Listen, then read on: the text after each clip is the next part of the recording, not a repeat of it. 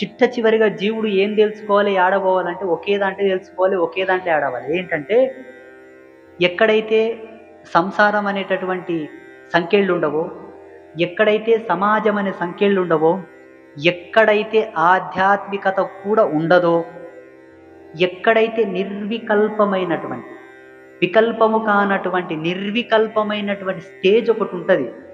That's one of layer, universal layer. అది మన భూమి లేయర్ కాదు, యూనివర్సల్ లేయర్, ఒక స్టేజ్. అంటే అదొక లోకం.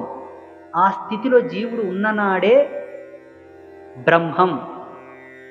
అది ఎన్నటికి నీవు కోట్ల జన్మలన్నీ ఎత్తాడపోయి లాక్ అవ్వాలి, తప్పదు. ఆడ లాక్ అయ్యేంత వరకే మళ్ళీ మళ్ళీ యోనుల ఎందుకు పుడతావు. ఒక్కసారి ఆడ లాక్ అయినవా ఇంకా మళ్ళీ పుట్టుడు ఉండదు. స్వామి ఆడ లాక్ అవడంలో ఉన్న ప్రత్యేకత ఏంటంటే